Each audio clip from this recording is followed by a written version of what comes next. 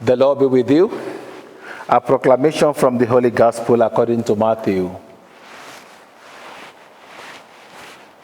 At that time, the disciples of John came to Jesus saying, "Why do we and the Pharisees fast, but your disciples do not fast?"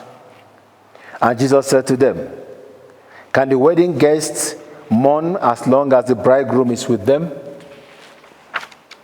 The days will come when the bridegroom is taken away from them, and then they will fast. And no one puts a piece of unstrung cloth on an old garment, for the patch tears away from the garment, and a worse tear is made. Neither is new wine put into old wineskins. If it is, the skin bursts, and the wine is spilled, and the skin is destroyed. But new wine is put into fresh wine skins, and so both are preserved." The Gospel of the Lord. Good morning, everybody, and how are you today? It's another Saturday. We thank the good Lord for His blessings and favor, for His protections, His guidance, and of course, for the opportunity He has given to you and I today to witness another weekend. When we read from Prophet Amos today, in the first reading of today from Amos chapter 9, we were told about the restoration of Jerusalem. As the Lord said, "I will restore the fortunes of my people Israel and plant them upon their land." I will restore the fortunes of my people Israel and plant them upon their land. Of course, we have read about how the different kings of Judah and Jerusalem have actually gone against the will of the Lord, and how the whole of people have been exiled to Babylon. But today, through Prophet Amos, the Lord is making a promise that it will soon be over with and they shall return.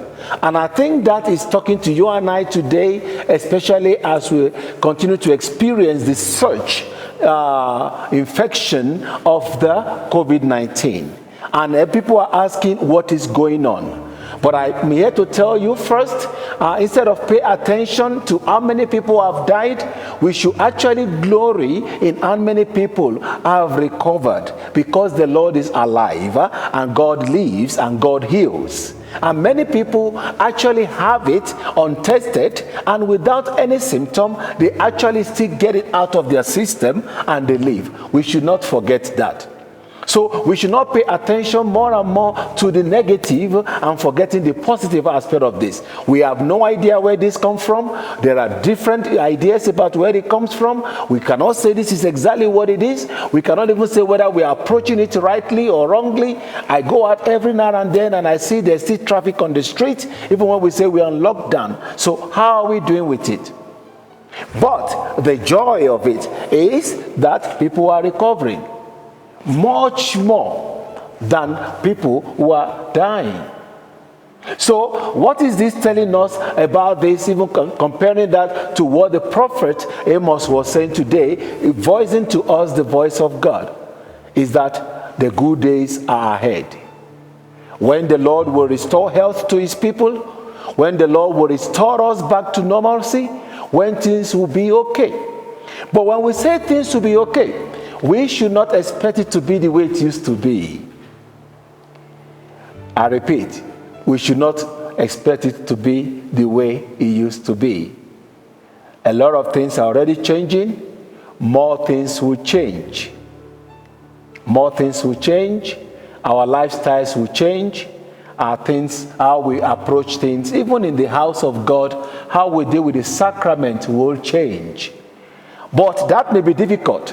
Because in the church, for example, if the church, we're conservatives, we hold on to traditions.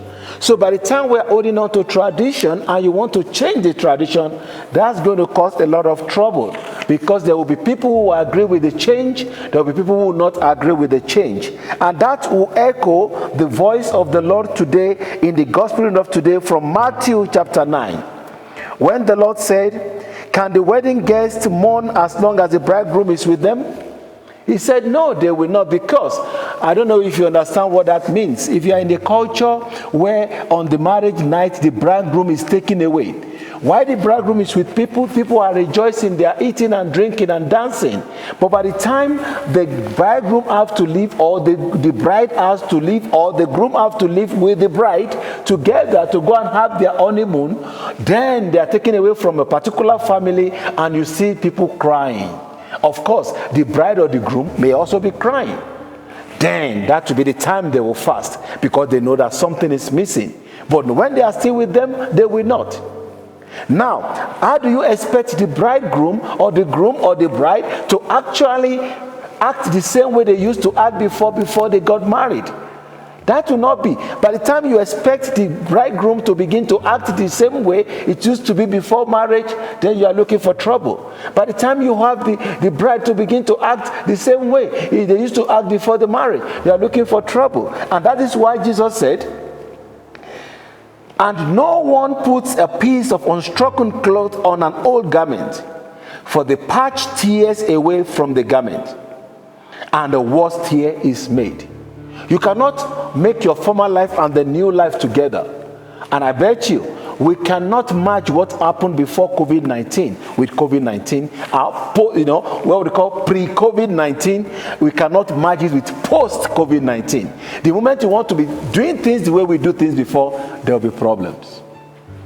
In the way we react or take our faith, there will be problem.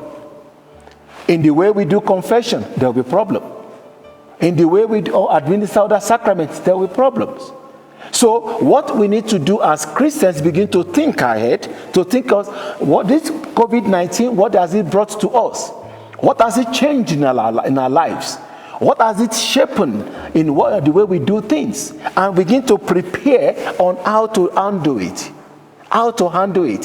Things are going to change. But if you want things to be back to the way it used to be, that's where we become, we'll start having psychological issues or spiritual problems, because we think things should move on the way it used to be. Nothing is stable. Life changes every day. If you don't respond to that change in faith, we can become faithless. If you don't respond to it in hope, we can become despair. If you don't respond to it with love, we can start having hate all around us. So again, we don't have to do, but what Jesus is saying, that you put the new wine in the new skin. So there's going to be a new way of doing things. We have to put into new situation, and then we can see straight. But if you want to see things from the way it used to be seen before, that will be an error. And that is what the Lord is telling us today from this gospel, from Matthew chapter 9. Again, people who are with the bridegroom don't fast when the bridegroom is still around. But when he's taken away, they will. COVID has come with its own challenges, of course with its own blessings. We only need to sieve it out to know exactly what we are doing and know how we are going to respond to it. But in all of it, one thing is sure: God still lives. God is the God that is beyond time, that is beyond change, that is beyond period, season. Whether before COVID, during COVID, or after COVID, God is still God. We are the one to know how to relate with God in that situation and how to worship Him still in truth and in spirit.